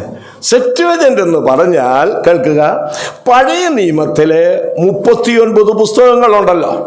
ആ 39 പുസ്തകങ്ങൾ 70 71 ഗ്രീക്ക് പണ്ഡിതന്മാർ, അവര് ജാതികളല്ല, അവര് യഹൂദ പണ്ഡിതന്മാരാ. പക്ഷേ അവർക്ക് എന്തറിയാം? യവനായ ഭാഷ അറിയാം. ആ 70 71 വരുന്ന ഗ്രീക്ക് പണ്ഡിതന്മാർ എബ്രായ ഭാഷയിലുള്ള 39 പുസ്തകങ്ങളെ ഗ്രീക്കിലേക്ക് ട്രാൻസ്ലേറ്റ് ചെയ്ത ട്രാൻസ്ലേഷനാണ് എന്ന് പറയുന്നത് സെപ്റ്റുവജന്റ്. ഇപ്പൊ പഠിച്ചേ എന്തെല്ലാം കാര്യങ്ങളാണ് പഠിപ്പിച്ചു തന്നത്, സന്തോഷമല്ലേ? ആ സെപ്റ്റുവജന്റിൽ എലോഹീം എന്ന പദത്തിന് കൊടുത്തിരിക്കുന്ന തർജ്ജമ തിയോസ് എന്നാണ്. തിയോസ് എന്ന വാക്കാണ് കൊടുത്തിരിക്കുന്നത്. മനസ്സിലായോ? എല്ലാം ഓർക്കുന്നു. കൊച്ചു വീടാതൂടെ നോക്കിയാണ്. തിയോസ് എന്ന പദമാണ് ഉപയോഗിച്ചിരിക്കുന്നത്. ശരി, ഇനി നമുക്ക് ആ ഏകത്വത്തിലെ ബഹുത്വം ഒന്ന് നോക്കാം. വിഷയത്തിലേക്ക് വരാൻ പോയി. ഇതുവരെ ഇത്രയും കണ്ടു നമ്മൾ. എലോഹിം എന്ന പദം അനേക സ്ഥലങ്ങളിൽ ഉപയോഗിച്ചിരിക്കുന്നത് ആ ഏകത്വത്തിലുള്ള ബഹുത്വം, അല്ലെങ്കിൽ ബഹുത്വങ്ങളുടെ, ആ വാക്ക് കുറെ കൂടെ നല്ലതാ, ബഹുത്വങ്ങളുടെ ഏകത്വമാണ് അവിടെ ഉദ്ദേശിക്കുന്നത്. അപ്പൊ തന്നെ ആ ഏകത്വത്തിലെ ബഹുത്വം എന്താണെന്ന് കണ്ടുപിടിക്കണ്ടേ? അങ്ങനെ ബൈബിളിൽ ഉണ്ടോ? ഉണ്ട്. സഹോദരന്മാരെല്ലാം ശ്രദ്ധയോട്, സഹോദരിമാരും കുഞ്ഞുങ്ങളും ചെറുപ്പക്കാരും എല്ലാം ഇരുന്നോണം. എന്താണ് ഈ ഏകത്വത്തിലെ ബഹുത്വം എന്താണെന്ന് നോക്കാം. അതൊന്നാമത് പഴയ നിയമത്തിൽ നിന്ന് തന്നെ നമുക്കെടുക്കാം. ഏകത്വത്തിലെ ബഹുത്വം ഒന്ന്, ഉൽപ്പത്തി പുസ്തകം 1-ാം അധ്യായം 26-ാം വാക്യം. ഉൽപ്പത്തി 1:26 അവിടെ എഴുതിയിരിക്കാൻ ഞാൻ തന്നെ വായിക്കാൻ ഇത് എഴുതാത്തത് പറയുമ്പോൾ വായിച്ചാൽ മതി. ഞാൻ വായിക്കാൻ ശ്രദ്ധിച്ചോളുക. 1:26 ഉൽപ്പത്തി. അനന്തരം ദൈവം നാം നമ്മുടെ സ്വരൂപത്തിൽ നമ്മുടെ സാദൃശ്യപ്രകാരം മനുഷ്യനെ ഉണ്ടാക്കുക. തുടക്കം എങ്ങനെയാ? അനന്തരം ദൈവം, അനന്തരം എലോഹിം. ആ എലോഹിം പറയുകയാണ്, എന്തു പറയുന്നു? നാം നമ്മുടെ സ്വരൂപത്തിൽ നമ്മുടെ. അപ്പോൾ എലോഹിം എന്ന ദൈവം പറയുകയാണ് നാം. മനസ്സിലാകുന്നുണ്ടോ? നാം. ഇവരീ പറയുന്നത്, യഹോവ സാക്ഷികൾ പറയുന്നത് അത് സംപൂജ്യ നാമമാണെന്ന. എന്താ ഈ സംപൂജ്യ നാമം? അസംപൂജ്യ നാമം. ഈ രാജാക്കന്മാരൊക്കെ സംസാരിക്കുമ്പോൾ എങ്ങനെ പറയുന്നത്? നാം കൽപ്പിക്കുന്നു. പണ്ടൊക്കെ സമുദായത്തിലെ തിരുമേനി എന്നൊന്നും ഞാൻ പറയത്തില്ല, ബിഷപ്പുമാര്. ഇപ്പം പറയത്തില്ല. ഇപ്പം ജനത്തെ കയറി നാം എന്ന് പറയണം, അല്ലേ? പണ്ടൊക്കെ അവർ പറഞ്ഞുകൊണ്ടിരുന്നു അങ്ങനെ. ഈ കൽപ്പനയൊക്കെ കൊടുക്കുമ്പോൾ നാം കൽപ്പിക്കുന്നു, അത് സംപൂജ്യ നാമമാണ്. ഇവർ പറയുന്നത് അങ്ങനെയാ ഇത് പ്രയോഗിച്ചിരിക്കുന്നെന്നാ. ദൈവം അങ്ങനെയാ പറഞ്ഞിരിക്കുന്നത്. അപ്പം നമുക്കൊരു ചോദ്യമുണ്ട്, ശ്രദ്ധിച്ചാൽ. വെള്ളം കുടിക്കുന്ന ഭാവം. അപ്പം നമുക്ക് ശ്രദ്ധിക്കാം. അപ്പൊ സംപൂജ്യ നാമം. ശരി, ഇത് സംപൂജ്യ നാമമാണെന്നിരിക്കട്ടെ. കേട്ടെ, ഇത് സംപൂജ്യ നാമമാണെന്നിരിക്കട്ടെ. ഇവിടെ നാം എന്ന് പറയുന്നത്. അങ്ങനെയെങ്കിൽ ഇതുപോലെ പറയപ്പെടുന്ന, എൻ്റെ സഹോദരങ്ങൾ ശ്രദ്ധയോടായിരിക്കുന്നത്, ഇതുപോലെ പറയപ്പെടുന്ന 3-4 ഭാഗം വേറെയും ഉണ്ട്.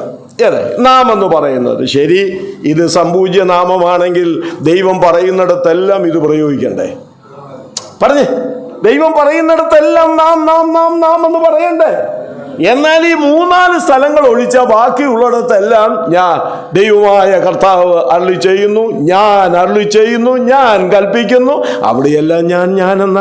അപ്പൊ അത് സംപൂജ്യ നാമമല്ല. അപ്പൊ പിന്നെന്തായിരിക്കണം? ബഹുത്വങ്ങളുടെ ഏകത്വം, അല്ലെങ്കിൽ ഏകത്വത്തിൽ അടങ്ങിയിരിക്കുന്ന ബഹുത്വം. അപ്പൊ ഇവിടെ നാം നമ്മുടെ. ആരാ പറഞ്ഞത്? കേക്ക്, ദൈവം. ഏകത്വം. ആ ഏകനായ ദൈവം പറയുകയാണ് നാം നമ്മുടെ സ്വരൂപത്തിൽ, സാദൃശ്യത്തിൽ. അപ്പോൾ ആ ഏകത്വത്തിൽ എന്തുണ്ട്? ഒന്ന് പറഞ്ഞേ. എന്നാ ബഹുത്വമുണ്ട്. എന്നെ മനസ്സിലായില്ല. അയ്യോ, ഇതിൽ കൂടുതലൊക്കെ പറയാൻ എന്നെ കൊണ്ട് നിവൃത്തിയില്ല. ഒരു ചായയും കുടിച്ചേച്ച് വന്നു നിന്നു. മനസ്സിലായില്ലേ? ഇത് കൂടുതലൊന്നും പറഞ്ഞു തരാൻ പറ്റുകയില്ല. ഏകത്വം. അനന്തരം ദൈവം. ഏകൻ. ആ ഏകൻ പറയുകയാണ് നാം. ആ ഏകത്വത്തിലെ ബഹുത്വം എത്രയോ കൃത്യമായിട്ട് അവിടെ പറഞ്ഞിരിക്കുന്നതായി നമുക്ക് മനസ്സിലാക്കാൻ കഴിയും. ഇനി രണ്ടാമത് മറ്റൊരു വാക്യം നമുക്കെടുക്കാം. ഉൽപ്പത്തി 3:22. എല്ലാം എടുത്തോണം, ഞാൻ വായിച്ചോളാം. ഉൽപ്പത്തി 3:22. അവിടെ എന്താ എഴുതിയിരിക്കുന്നറിയാമോ? യഹോവയായ ദൈവം. അത് വളരെ കൃത്യമാണ് കേട്ടോണേ. മനുഷ്യൻ നന്മ തിന്മകളെ അറിവാൻ തക്കവണ്ണം നമ്മിലൊരുത്തനെ പോലെ ആയി തീർന്നിരിക്കുന്നു. എന്ത് കൃത്യതയാണെന്നറിയാമോ? ഞാൻ നോക്കുമ്പോൾ അനേകരുടെ മുഖം ഇങ്ങനെ കത്തുന്നുണ്ട്. കത്തണം. നമുക്ക് ഞായറാഴ്ച കൊണ്ട് ശരിക്കും അങ്ങോട്ട് കത്തണം. എന്താ ഇവിടെ എഴുതിയിരിക്കുന്നത്? യഹോവയായ ദൈവം പറയുകയാണ്, മനുഷ്യൻ എന്ത് ചെയ്തു? നന്മ തിന്മകളെ അറിയുവാൻ തക്കവണ്ണം നമ്മെ പോലെ ആയെന്നല്ല, നമ്മിൽ. എന്ത് കൃത്യതയാണ്! നമ്മിൽ ഒരുത്തനെ പോലെ. അപ്പോൾ ദൈവത്തിൽ ബഹുത്വം ഉണ്ടെന്ന് വ്യക്തമല്ലേ? അവിടെ തുടങ്ങുന്നത് തന്നെ അപ്പോൾ അപ്പോൾ അപ്പോൾ യഹോവ, ഏകത്വം. ആ ഏക ദൈവം, ഏക യഹോവ പറയുകയാണ്, നമ്മിൽ ഒരുത്തനെ പോലെ. നമ്മിൽ ഒരുത്തനെ പോലെ. അപ്പൊ ഒന്നിലധികം ആളത്വങ്ങൾ ഉണ്ടെന്ന് വ്യക്തമല്ലേ അവിടെ? ഇല്ലെങ്കിൽ പിന്നെ നമ്മിൽ ഒരുത്തനെ പോലെ എന്ന് പറയണോ? വേണ്ടല്ലോ. ഓക്കെ, അവിടെയും ഏകത്വത്തിലെ ബഹുത്വം നമുക്ക് മനസ്സിലാക്കാൻ കഴിയും. ഇനി മൂന്നാമത്, ഉൽപ്പത്തി പുസ്തകം 11-ാം അധ്യായം. ഉൽപ്പത്തി പുസ്തകം 11-ാം അധ്യായം 5 മുതൽ 7 വരെയുള്ള വാക്യങ്ങൾ. ഉൽപ്പത്തി 11-ന്റെ 5 മുതൽ 7 വരെയുള്ള വാക്യങ്ങൾ. അവിടെ ഞാൻ തന്നെ പറയാം. അപ്പോൾ യഹോവ, അതാ ബാബേൽ ഗോപുരം പണിയുന്നതിനോടുള്ള ബന്ധത്തിൽ ദൈവം പറഞ്ഞിരിക്കുന്ന കാര്യമാണ്. കേൾക്കുക.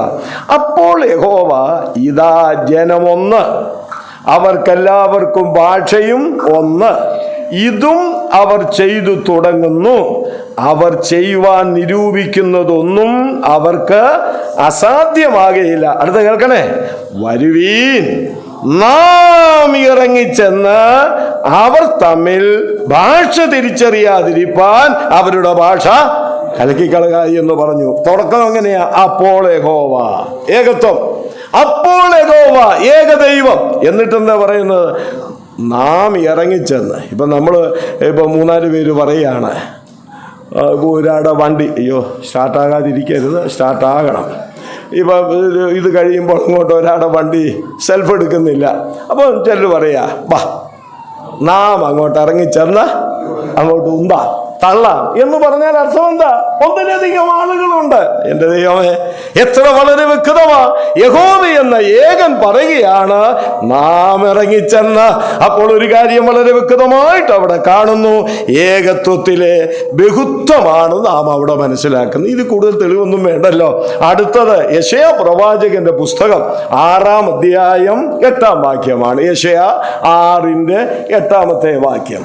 അവിടെ എന്താ? ഈ യെശയ്യാവ് ദർശനത്തിൽ കണ്ട കാര്യമാ പറയുന്നത്. ദൈവത്തിന്റെ ശബ്ദമാണ്. അനന്തരം ഞാൻ ആരെ അയക്കേണ്ടു, ആർ നമുക്ക് വേണ്ടി പോകുമെന്ന് ചോദിക്കുന്ന കർത്താവിന്റെ ശബ്ദം കേട്ടിട്ട്. അവിടെ ഒരു പ്രയോഗം ശ്രദ്ധിക്കണം. ഒന്നാമത് അനന്തരം ഞാൻ, ഞാൻ ഏകൻ, ഞാൻ. എന്നിട്ട് പറയുന്നു, ആരരുളി ചെയ്യുന്നു? കർത്താവ് അരുളി ചെയ്യുന്നു. അപ്പൊ നോക്ക്, അവിടെ ഒരു ഏകദൈവത്തെ അല്ലേ വെളിപ്പെടുത്തുന്നത്? ആ ഏകദൈവത്തെ വെളിപ്പെടുത്തിയിട്ട് പറയുകയാണ്, ആ ഏകദൈവം എന്താ പറയുന്നത്? ഞാൻ ആരെ അയക്കേണ്ടു എന്ന് പറഞ്ഞിട്ട് ഞാനേ. അപ്പൊ ഇവിടെ തന്നെ ഒരു കാര്യം വളരെ ശരിയാ. സംപൂജ്യ നാമമാണ് നാമെങ്കിൽ ഇവിടെ തന്നെ ദൈവം ഞാനെന്നും പറയുന്നുണ്ട്, പിന്നെ നാമെന്നും പറയുന്നു. അപ്പൊ സംപൂജ്യ നാമമല്ലല്ലോ. അപ്പോൾ ഇവിടെ ദൈവം ആദ്യം സിംഗുലർ പറയുക, ഞാൻ ആരെ അയക്കേണ്ടു. അടുത്തിട്ട് പറയുക, ആർ നമുക്ക് വേണ്ടി പോകും. എന്തിനാ അധികം ഇനി നമ്മൾ പറയുന്നത്? ഏകത്വത്തിൽ ബഹുത്വമുണ്ടെന്നുള്ളത് വളരെ വ്യക്തമായി കാണാൻ കഴിയും. അപ്പോൾ എലോഹിം എന്ന പദം പഴയ നിയമത്തിൽ പലയിടങ്ങളിലായിട്ട് ഉപയോഗിച്ചിരിക്കുന്നത് അത് ഏകത്വമല്ല, ബഹുത്വങ്ങളുടെ ഏകത്വമാണെന്ന് മനസ്സിലാക്കാൻ കഴിയും. ഇത്രയൊക്കെ പിടി കിട്ടിയോ? നിങ്ങളൊരു കാര്യം ചെയ്യണം. നിങ്ങൾക്ക് ഞാൻ നിങ്ങളോടുള്ള സ്നേഹം കൊണ്ട് ആരും അങ്ങനൊന്നും പറയത്തില്ല കേട്ടോ. എന്തെങ്കിലും ഒരു സംശയം വന്നാൽ ക്വസ്റ്റ്യൻ ഇവിടെ എവിടെയെങ്കിലും മേശപ്പുറത്ത് വെക്കണം. നാളെ വൈകിട്ടത്തെ ക്ലാസ് തുടങ്ങുന്നതിന് മുൻപ് അത് വായിച്ച് മറുപടി പറഞ്ഞിട്ട് അടുത്ത ക്ലാസ്സിലോട്ട്. പിന്നെ ഒരു കാര്യം, ഈ പഠിപ്പിക്കുന്നത് വേണം ചോദിക്കാൻ. ഇത് പഠിപ്പിച്ചേച്ച് വെളിപ്പാടിനെ പോയി ചോദിക്കരുത്. മനസ്സിലായോ? പിന്നെ അത് പറന്നു പോകാത്ത വിധത്തിൽ വേണം അത് വയ്ക്കാൻ. അപ്പോൾ ഒത്തിരി ചോദ്യം ഉണ്ടെങ്കിൽ പോകുന്നതിനിപ്പുറമായിട്ട് ഓരോ ക്ലാസ്സിലും അത് ഒന്നിച്ചടിച്ചാൽ പിന്നെ നമുക്ക് ക്ലാസ് എടുക്കാൻ പറ്റാതെ വരും. ഇതിൽ കൂടുതലൊക്കെ ഞാൻ എന്തോന്ന് സഹായമായി ചെയ്യേണ്ടത്? അപ്പോൾ ആ കാര്യവും അങ്ങനെ ഇരിക്കട്ടെ. അപ്പോൾ ഇത്രയും കാര്യത്തിൽ സംശയമില്ലാതെ വേണം വ്യക്തമാക്കിയെന്നറിയാം. ഇനിയും നമുക്ക് പഴയ നിയമത്തിൽ ചിന്തിച്ചത് ഏകത്വത്തിലെ ബഹുത്വം പുതിയ നിയമത്തിൽ, ഏകത്വത്തിലെ ബഹുത്വം പഴയ നിയമത്തിൽ ചിന്തിച്ചത്, ഇപ്പോൾ ഏകത്വത്തിലെ ബഹുത്വം പുതിയ നിയമത്തിൽ. അപ്പോൾ അവിടെ ഈ ബഹുത്വമേ നമ്മൾ കണ്ടുള്ളൂ. ശ്രദ്ധിക്കണം, പഴയ നിയമത്തിൽ എന്തേ കണ്ടുള്ളൂ? ഒന്നിലധികം ആളത്വങ്ങൾ ഉണ്ടെന്നേ നമ്മൾ കണ്ടുള്ളൂ. എത്ര പേരുണ്ടെന്നൊന്നും നമ്മൾ കണ്ടില്ല. വേണേ കണ്ടുപിടിക്കാം. നമ്മുടെ ഉദാഹരണമായി പറഞ്ഞാൽ ഞാനങ്ങ് പറയുക കേട്ടോ, അതൊന്നും എടുക്കാൻ നേരമില്ലാഞ്ഞിട്ടാ. യെശയ്യാപ്രവചനം 6:1 നമ്മുടെ വേദപഠിതാക്കൾ, ഞാനല്ല, ഞാൻ പണ്ഡിതനല്ല, പണ്ഡിതന്മാർ പറയുന്നത് അവിടെ 3 വട്ടം എന്തു പറയുന്നുണ്ട്? സൈന്യങ്ങളുടെ യഹോവ പരിശുദ്ധൻ, പരിശുദ്ധൻ. അത് ട്രിനിറ്റിയാ കുറിക്കുന്നെന്നാണ് പറയുന്നത്. കൂടാതെ സംഖ്യാപുസ്തകത്തിൽ മോശ ജനത്തെ അനുഗ്രഹിക്കുമ്പോൾ, അത് നമ്മൾ ഈ കല്യാണത്തിലും പിള്ളേരെ അനുഗ്രഹിക്കാറുണ്ട്, ആ വാക്ക് പറഞ്ഞ്, യഹോവ നിങ്ങളെ അനുഗ്രഹിച്ച് കാക്കുമാറാകട്ടെ, യഹോവ നിങ്ങളുടെ മേൽ എന്തുവാ തിരുമുഖം നിങ്ങളുടെ മേൽ ഉയർത്തി നിങ്ങൾക്ക് കൃപയുള്ളവനാകട്ടെ, പിന്നെ യഹോവ തിരുമുഖം നിങ്ങളുടെ മേൽ പ്രകാശിപ്പിച്ച് നിങ്ങൾക്ക് സമാധാനം നൽകുമാറാകട്ടെ. അവിടെ എത്ര പ്രാവശ്യം പറയുന്നുണ്ട് ആശീർവാദം? 3 പ്രാവശ്യം. അപ്പോൾ വേദപഠിതാക്കൾ പറയുന്നത് അത് ട്രിനിറ്റിയെ വെളിപ്പെടുത്തുന്നത്, പിതാവ്, പുത്രൻ, പരിശുദ്ധാത്മാവ്. അങ്ങനെ നമുക്ക് എടുക്കാം. എന്നാൽ പുതിയ നിയമത്തിലേക്ക് വരുമ്പോൾ വളരെ കൃത്യതയോടുകൂടെ ഏകത്വത്തിലെ ബഹുത്വം എന്ന് പറയുമ്പോൾ എത്ര ആളത്വങ്ങൾ ഉണ്ടെന്ന് മനസ്സിലാക്കാനായിട്ട് കഴിയും. അത് പഠിച്ചു വരുമ്പോൾ 3 ആളത്വങ്ങളെയാണ് നമുക്കവിടെ കാണാൻ കഴിയുന്നത്. 3 ആളത്വങ്ങൾ. അത് ഞാൻ വിശദീകരിച്ചിട്ട് നമുക്ക് എല്ലാം മനസ്സിലാക്കി തന്നിട്ട് ആ ക്ലാസ് നമുക്ക് അവസാനിപ്പിക്കുകയുള്ളൂ. ഇന്നത്തെ അല്ല, ഇന്ന് നമ്മൾ 8:30 തീർക്കും, നാളെ ദൈവം അനുവദിച്ച് കർത്താവ് വന്നില്ലെങ്കിൽ. അപ്പോൾ നിങ്ങൾ ഓർക്കേണ്ടത്, ഈ ഏകത്വത്തിലെ ബഹുത്വം എന്ന് പറയുമ്പോൾ പുതിയ നിയമത്തിൽ വെളിപ്പെടുത്തിയിരിക്കുന്നത്, ആ ബഹുത്വം എന്ന് പറയുന്നത് 3 ആളത്വങ്ങളാണെന്ന് കാണുന്നു. അതിനാണ് എന്തു പറയുന്നത്? തൃത്വം എന്ന് പറയുന്നത്, അല്ലേ? അതിനാണ് ട്രിനിറ്റി എന്ന് പറയുന്നത്. ത്രിയേകത്വം ആണ്, അല്ലെങ്കിൽ ട്രിനിറ്റി ആണെന്ന് പുതിയ നിയമം വെളിപ്പെടുത്തുന്നു. അതായത് 3 ആളത്വങ്ങളുള്ള ഏകത്വം. അതാണ് ഞാൻ പഴയ നിയമത്തിൽ നിന്ന് മനസ്സിലാക്കി തന്നത്, ബഹുത്വങ്ങളുടെ ഏകത്വം. ആ ബഹുത്വങ്ങൾ എന്ന് പറയുന്നത് 3 ആളത്വങ്ങളാണ്. ആ 3 ആളത്വങ്ങളുടെ ഏകത്വം. എന്താണ് ആ 3 ആളത്വങ്ങൾ എന്ന് സ്പഷ്ടമായിട്ട് നമുക്ക് തന്നിട്ടുണ്ട്. മത്തായി സുവിശേഷം 28-ാം അധ്യായം 19-ാം വാക്യം. എന്താണത്? പിതാവിൻ്റെയും പുത്രൻ്റെയും പരിശുദ്ധാത്മാവിൻ്റെയും നാമത്തിൽ. അതും വലിയ സാധനം അതിനകത്ത് കിടക്കുന്നത് കേട്ടോ. പിതാവിൻ്റെയും പുത്രൻ്റെയും ഭാഷാപ്രയോഗം അനുസരിച്ച്, എന്നേക്കാൾ ഭാഷ അറിയാവുന്നവരൊക്കെ ഇവിടെ ഇരിപ്പുണ്ട്. ഭാഷാപ്രയോഗം അനുസരിച്ച് പിതാവിൻ്റെയും പുത്രൻ്റെയും പരിശുദ്ധാത്മാവിൻ്റെയും നാമങ്ങളിൽ എന്നല്ലേ വരേണ്ടത്? അങ്ങനെ വരാതെ നാമത്തിൽ എന്നാണ് പറഞ്ഞിരിക്കുന്നത്. ആ നാമത്തിൽ എന്നുള്ളത് ഏകത്വമാണ്. ആ ഏകത്വത്തിൽ അടങ്ങിയിരിക്കുന്ന ബഹുത്വം 3 ആളത്വങ്ങൾ ഏതൊക്കെയാ? പിതാവും പുത്രനും പരിശുദ്ധാത്മാവും. അപ്പോൾ നിങ്ങൾ ഇത്രയൊന്ന് മനസ്സിലാക്ക്. എന്താ? പഴയ നിയമത്തിൽ ബഹുത്വങ്ങളുടെ ഏകത്വം പറയുമ്പോൾ, അല്ലെങ്കിൽ ഏകത്വത്തിൽ അടങ്ങിയിരിക്കുന്ന ബഹുത്വം പറയുമ്പോൾ, ആ ബഹുത്വം എന്ന് പറയുന്നത് പുതിയ നിയമത്തിൽ പറയുന്നത് ആ ഏകത്വത്തിലെ 3 ആളത്വങ്ങൾ. അതിനാണ് ട്രിനിറ്റി അല്ലെങ്കിൽ ത്രിയേകത്വം എന്ന് പറയുന്നത്. അതിന്റെ തെളിവാണ് മത്തായി 28:19 നാം ചിന്തിച്ചത്, പിതാവും പുത്രനും പരിശുദ്ധാത്മാവും എന്നുള്ളത്. അതവിടെ നിൽക്കട്ടെ, ബാക്കി നമുക്ക് പിന്നെ ചിന്തിക്കാം. അടുത്ത പോയിന്റ് ഞാൻ എടുക്കാൻ ആഗ്രഹിക്കുന്നത് ഇതിൻ്റെ പ്രയോഗമാണ്. ഏതിൻ്റെ പ്രയോഗം? ഈ ട്രിനിറ്റി എന്ന് പറയുന്നതിൻ്റെ പ്രയോഗം. അതൊക്കെ ഒന്ന് പഠിക്കുന്നത് നല്ലതാണ്. ട്രിനിറ്റി അത് ഇംഗ്ലീഷ് പദമാണ്, ഇല്ലേ? ഇംഗ്ലീഷ് പദമാണ് ട്രിനിറ്റി. ഇനിയും ലത്തീൻ പദങ്ങളിൽ നിന്നാണ് അത് രൂപം കൊണ്ടത്. ഈ ട്രിനിറ്റി എന്ന പദം, ഇംഗ്ലീഷ് പദം, ലത്തീൻ പദങ്ങളിൽ നിന്നാണ് രൂപം കൊണ്ടത്. എന്താണ് ലത്തീൻ പദങ്ങൾ? 2 പദങ്ങളാണ്. ഒന്ന് ട്രിസ്, TRES. രണ്ടാമത്തേത് യൂണിറ്റാസ്, UNITAS. ഇങ്ങനെ 2 ലത്തീൻ പദങ്ങളുടെ രൂപമാണ് ഇംഗ്ലീഷിൽ എന്ത് പറഞ്ഞിരിക്കുന്നത്? ട്രിനിറ്റി എന്ന് പറഞ്ഞിരിക്കുന്നത്. ആ പ്രയോഗം എന്ന് പറയുന്നതേ ഉള്ളൂ.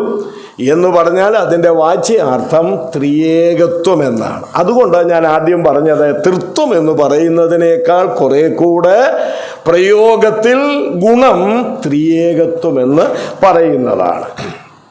ഇനി തൃത്വം എന്ന പദത്തിന് 3 എന്നുള്ള അവസ്ഥ, അതാണ് അർത്ഥം. 3 എന്നുള്ള അവസ്ഥ, അതാണ് തൃത്വം എന്ന പദം കൊണ്ട് ഉദ്ദേശിക്കുന്നത്. ഞാൻ അങ്ങോട്ട് തിരിയുമ്പോൾ നിങ്ങൾക്ക് തിരിയാതെ വരുന്നുണ്ടോ? ഞാൻ അങ്ങോട്ട് തിരിയുമ്പോൾ നിങ്ങൾക്ക് ഞാൻ പറയുന്നത് തിരിയാതെ വരുന്നുണ്ടോ? ഇല്ലല്ലോ, മൈക്കുണ്ടല്ലോ. തിരിച്ചു അങ്ങനെ തന്നെ എന്ന് കരുതുന്നു. ഓക്കെ. അപ്പോൾ നമ്മൾ എനിക്ക് പെട്ടെന്ന് അങ്ങനെ തോന്നി, അതുകൊണ്ട് ഞാൻ ചോദിച്ചതാണ്. അപ്പോൾ തൃത്വം എന്ന പദത്തിന് 3 എന്നുള്ള അവസ്ഥയാണ്. ഇനി ത്രിയേകത്വം അല്ലെങ്കിൽ ത്രയേകത്വം എന്നും പറയാം. ത്രയേകത്വം എന്ന് പ്രയോഗിക്കുന്നത് യുക്തമാണ്. തൃത്വത്തെ കുറിക്കുന്ന, ഞാനങ്ങ് പറഞ്ഞു പോവുകയാ, തൃത്വത്തെ കുറിക്കുന്ന ട്രയാസ്, ഗ്രീക്ക് പദമാണ് ട്രയാസ്. തൃത്വത്തെ കുറിക്കുന്ന ട്രയാസ് എന്ന ഗ്രീക്ക് പദം ആദ്യമായി പ്രയോഗിച്ചത് അന്ത്യോക്യയിലെ തെയോഫിലസ് ആണ്. ലൂക്കോസിൽ കാണുന്ന തെയോഫിലോസ് അല്ല, തെയോഫിലസ് എന്നാണ് അദ്ദേഹം. ഈ അന്ത്യോക്യക്കാരനാണ്. അദ്ദേഹമാണ് ഈ ട്രയാസ് എന്ന ഗ്രീക്ക് പദം തൃത്വത്തെ കുറിക്കുന്നതായിട്ട് അദ്ദേഹമാണ് ഉപയോഗിച്ചത്. ഇനി ഞാൻ അതിൻ്റെ ആ ചരിത്രം ഒന്ന് പറയാൻ പോവാ. പ്രയോഗത്തിൻ്റെ അതിനെ വ്യക്തമായി വ്യാഖ്യാനിച്ചത് തെർത്തുല്യൻ, അത്തനേഷ്യസ്, അഗസ്റ്റിൻ എന്ന സഭാപിതാക്കന്മാരാണ്. തെർത്തുല്യൻ, അത്തനേഷ്യസ്, അഗസ്റ്റിൻ എന്നീ സഭാപിതാക്കന്മാരാണ് ആ അന്ത്യോക്യയിലെ തെയോഫിലസ് ട്രയാസ് എന്ന ഗ്രീക്ക് പദ ആ പ്രയോഗം നടത്തിയപ്പോൾ അതിനെ വ്യക്തമായി വ്യാഖ്യാനിച്ച 3 സഭാപിതാക്കന്മാരാണ് തെർത്തുല്യൻ, അത്തനേഷ്യസ്, അഗസ്റ്റിൻ എന്നുള്ള ഈ 3 പേര്. പിന്നെ ഈ ദൈവത്തിൻ്റെ ത്രിയേകത്വം എന്ന് പറയുന്നത് ക്രൈസ്തവ വിശ്വാസത്തിൻ്റെ അടിസ്ഥാന ഉപദേശമാണ് ക്രൈസ്തവ വിശ്വാസത്തിൻ്റെ. എന്താണ്? ദൈവമേകനാണെന്നും അതേസമയം ദൈവത്തിൽ 3 ആളത്വങ്ങൾ ഉണ്ടെന്നും ത്രിയേകത്വ വിശ്വാസം ഏറ്റുപറയുന്നു. അപ്പൊ ത്രിയേകത്വ വിശ്വാസം എന്ന് പറയുന്നത് നമ്മൾ ചിന്തിച്ചത് ദൈവമേകനാണെന്നും അതേസമയം ദൈവത്തിൽ 3 ആളത്വങ്ങൾ ഉണ്ടെന്നുമുള്ള വിശ്വാസമാണ് ഈ ത്രിയേക ദൈവം അല്ലെങ്കിൽ ത്രിയേകത്വം എന്ന വാക്കുകൊണ്ട് ഉദ്ദേശിക്കുന്നത്. ഇനി ഇതിനൊരല്പം ചരിത്രവും കൂടെ ഞാൻ പറയട്ടെ. ചിലരൊക്കെ അവിടെ ഇവിടെയൊക്കെ കുറിക്കുന്നു എന്നുള്ളത് കൊണ്ട് അവർക്ക് അത് പ്രയോജനപ്പെടേണ്ടത്. ഇതിൻ്റെ ഒരല്പം ചരിത്രം പറയാൻ പോവുക. ഞാനങ്ങ് വായിച്ച് കേൾപ്പിക്കാം. തൃത്വം എന്ന ഉപദേശം രൂപപ്പെടുത്തിയതും ആ പദം ആദ്യം ഉപയോഗിച്ചതും തെർത്തുല്യൻ എന്ന് പറയുന്ന സഭാപിതാവാണ്. തെർത്തുല്യനായിരുന്നു. അദ്ദേഹമാണ്, ഒന്നുകൂടെ പറയാം, അദ്ദേഹമാണ് തൃത്വം എന്ന ഉപദേശം രൂപപ്പെടുത്തിയതും ആ പദം ആദ്യം ഉപയോഗിച്ചതും തെർത്തുല്യൻ എന്ന സഭാപിതാവാണ്. ഇനിയും അദ്ദേഹമാണ് ഇത് ഉപയോഗിച്ചെങ്കിലും മനസ്സിലാക്കണം, തെർത്തുല്യൻ നല്ലൊരു സഭാപിതാവാണ്. പക്ഷെ ഒരു കുഴപ്പം വന്നു. അങ്ങനെ ഇത് രൂപപ്പെടുത്തി വന്നപ്പോൾ അല്പം പോരായ്മ വന്നു. എന്താ പോരായ്മയെന്നറിയാമോ? അദ്ദേഹത്തിൻ്റെ സിദ്ധാന്തത്തിൻ്റെ പോരായ്മ പുത്രനെ പിതാവ് കീഴ്പ്പെടുത്തിയെന്നാണ്. എന്ന് പറഞ്ഞാൽ പുത്രൻ പിതാവിനേക്കാൾ താഴെയാണ് ഇരിക്കുന്നതെന്നുള്ള ഇതൊക്കെ പഠിക്കേണ്ടതാണ് കേട്ടോ. ഇതിനല്ലേ എന്നെ വിളിച്ചത് ആണ്. അപ്പോൾ ഈ തെർത്തുല്യൻ നല്ലൊരു സഭാപിതാവും വേദപഠിതാവുമാണ്. പക്ഷേ അദ്ദേഹം ഈ പദങ്ങൾ ഇങ്ങനെ കൊണ്ടുവന്നപ്പോൾ ഒരാശയക്കുഴപ്പം വന്നു. അല്ലെങ്കിൽ ആ പ്രയോഗത്തിൽ അല്ലെങ്കിൽ ഉപദേശത്തിൽ ഒരു കുഴപ്പം വന്നത് പിതാവിനേക്കാൾ താഴെയാണ് പുത്രൻ എന്നുള്ളത് കൊണ്ടുവന്നു. ഇനി ശ്രദ്ധിച്ചോളുക. അത് കഴിഞ്ഞ് ഓറിജിൻ എന്ന് പറയുന്നയാള്, ORIGEN, ഓറിജിൻ എന്ന് പറയുന്നയാള് ഇദ്ദേഹത്തിൻ്റെ ഈ ചിന്താധാരയെ ഒരു പടി കൂടെ മുന്നോട്ട് കൊണ്ടുപോയി. ആരുടെ? തെർത്തുല്യൻ്റെ. ആ തെർത്തുല്യനെ ഈ കാര്യങ്ങൾ കണ്ടുപിടിച്ച് രൂപപ്പെടുത്തിയെന്ന് ഒരിക്കലും പോരായ്മ എന്നായിരുന്നു, പിതാവിനേക്കാൾ അല്പം താഴ്ന്നവനാണ് പുത്രൻ എന്നത്. അപ്പോൾ ഈ ഓറിജിൻ്റെ കാലം വന്നപ്പോൾ അദ്ദേഹം എന്ത് ചെയ്തു, ഇത് കുറെ കൂടെ മുന്നോട്ട് കൊണ്ടുപോയിട്ട് പഠിപ്പിച്ചത് എന്താണെന്നറിയാമോ? പുത്രൻ സാരാംശത്തിൽ പിതാവിന് താഴെയാണെന്നും പരിശുദ്ധാത്മാവ് പുത്രന് താഴെയാണെന്നും പഠിപ്പിച്ചു. മനസ്സിലായില്ലേ? അപ്പോൾ ഈ വ്യാഖ്യാനം വരുമ്പോൾ വരുന്ന കുഴപ്പങ്ങളാണ്. അങ്ങനെ പഠിപ്പിച്ചു. പിന്നെ ഈ ചിന്തയാണ് അറിയേന്യ ഉപദേശത്തിന് ചവിട്ടുപടിയായത്. അറിയേന്യ ഉപദേശം എന്ന് പറഞ്ഞാൽ ആര് സ്ഥാപിച്ചതാണെന്ന് ഞാൻ ആദ്യം പറഞ്ഞു. അറിയൂസ് എന്ന് പറയുന്ന ആള് സ്ഥാപിച്ചത്. അപ്പോൾ ഈ ഒറിജിൻ എന്ന് പറയുന്നയാള് പിതാവിനേക്കാൾ സാരാംശത്തിൽ താഴ്ന്നാണ് പുത്രൻ, പുത്രനേക്കാൾ സാരാംശത്തിൽ താഴെയാണ് പരിശുദ്ധാത്മാവ് എന്നുള്ള ആ പഠിപ്പിക്കല് ഇവർക്ക് അറിയൂസിന്റെ ഗ്രൂപ്പിൽപ്പെട്ട അറിയേന്യർക്ക് അവരുടെ ഉപദേശത്തിന് അതൊരു ചവിട്ടുപടിയായി. ഇന്നും അങ്ങനെയാണല്ലോ. നമ്മുടെ ഇടയിൽ ഏതെങ്കിലും ഒരാൾ എന്തെങ്കിലും ഒരു കുഴപ്പം പറഞ്ഞാൽ അതിൻ്റെ കൂടെ കൂടാൻ ആളുണ്ട്. ആ ആൾ ഇച്ചിരി പേരും പെരുമയും കൂടെ ഉള്ളവരാണെങ്കിൽ ചോദിക്കുകയും വേണ്ട. ആ ഒരബദ്ധമാണ് ഇവിടെ വന്നതായിട്ട് നമുക്ക് മനസ്സിലാക്കാൻ കഴിയുന്നത്. അതുകൊണ്ട് ഈ അറിയേന്യർ എന്ത് ചെയ്തെന്നറിയാമോ? മറ്റവരൽപ്പം താഴെ എന്ന് പഠിപ്പിച്ചതേ ഉള്ളൂ. പക്ഷെ ഇവർ പഠിപ്പിച്ചത് എന്നാണെന്നറിയാമോ? ക്രിസ്തുവിൻ്റെയും പരിശുദ്ധാത്മാവിൻ്റെയും ദൈവത്വം തന്നെ എന്ത് ചെയ്തു? നിഷേധിച്ചു. നോക്കണം, ഈ ഉപദേശ പിശക് വരുന്ന ഒരു വരവാണ് നമുക്കവിടെ കാണാൻ കഴിയുന്നത്. അപ്പോൾ ഇനിയും ഈ അറിയൂസ് അല്ലെങ്കിൽ അറിയേന്യർ ഇങ്ങനെ പഠിപ്പിച്ചപ്പോൾ, അല്ലെങ്കിൽ അറിയൂസിൻ്റെ ഈ പഠനം വന്നപ്പോൾ എതിർപക്ഷത്ത് നിന്ന ആളാണ് അത്തനേഷ്യസ് എന്ന് പറയുന്നയാൾ. അത്തനേഷ്യസ് അദ്ദേഹം പത്യോപദേശത്തിന് വേണ്ടി നിന്നയാളാണ്. അദ്ദേഹത്തിൻ്റെ വാക്കുകൾക്കാണ് മുൻതൂക്കം കിട്ടുകയും അത് വിശ്വാസ പ്രമാണത്തിൽ ചേർക്കപ്പെടുകയും ചെയ്തു. ആരുടേത്? അത്തനേഷ്യസിൻ്റെ. അദ്ദേഹം ഈ തൃത്വത്തെക്കുറിച്ച് ശരിയായ വിധത്തിൽ ഇവർക്കെതിരെ പഠിപ്പിച്ചു എന്നുള്ളതാണ്. ഇനി നിങ്ങൾ മനസ്സിലാക്കേണ്ട ഒരു കാര്യം കൂടെ, 4-ാം നൂറ്റാണ്ടിൽ സഭ തൃത്വോപദേശം രൂപപ്പെടുത്താൻ തുടങ്ങി. പൊതുവെ അംഗീകരിച്ചത് 4-ാം നൂറ്റാണ്ടിലാണ്. നിക്യ സുനഗദോസ് AD 325, അതല്പ ചരിത്രമൊക്കെയാ മനസ്സിലാക്കണം. AD 325 ഉണ്ടായ നിക്യ സുനഗദോസ് പുത്രന് പിതാവിനോടുള്ള സത്താ സമത്വം കൊടുത്തു. പിതാവും പുത്രനും സാമ്യരല്ല. ചിലർ പറയുന്നുണ്ട് പുത്രൻ പിതാവിനോട് സാമ്യനാണ്. അയ്യോ, തെറ്റാത്, അങ്ങനെ പറയരുത്. പുത്രൻ പിതാവിനോട് സാമ്യനല്ല, പുത്രൻ പിതാവിനോട് സമനാണ്. ഇത് രണ്ടും ഒരു ഇന്യാ മതി, മാറിപ്പോകും. മനസ്സിലായോ? സാമ്യനല്ല, പിന്നെ സമനാണ്. വേറൊരു വിധത്തിൽ പറഞ്ഞാൽ പിതാവും പുത്രനും സമരാണ്.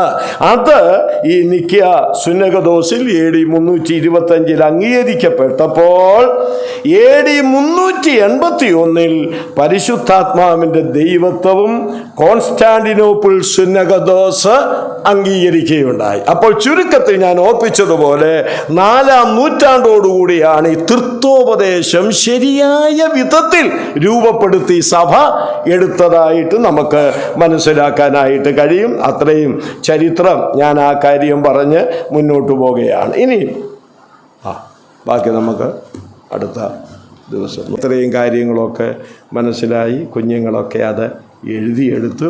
വളരെ സന്തോഷമുണ്ട്. ദൈവം അനുഗ്രഹിക്കട്ടെ. നമുക്ക് ഒരു കാര്യം ഓർത്ത് ദൈവത്തെ സ്തുതിക്കാം. ഇത്രിയേക ദൈവത്തെ അറിയാനുള്ള ഭാഗ്യം നമുക്ക് കിട്ടി. ഏകസത്യ ദൈവമായ നിന്നെയും നീ അയച്ച പുത്രനെയും അറിയുന്നത് തന്നെ നിത്യജീവൻ. ദൈവത്തിന് മഹത്വം. കർത്താവിൻ്റെ നാമം വാഴ്ത്തപ്പെടുമാറാകട്ടെ. ഈ സമാധാനത്തോടെ നമ്മുടെ ഭവനത്തിലേക്ക് കടന്നു പോകാം. ദൈവം സഹായിക്കട്ടെ.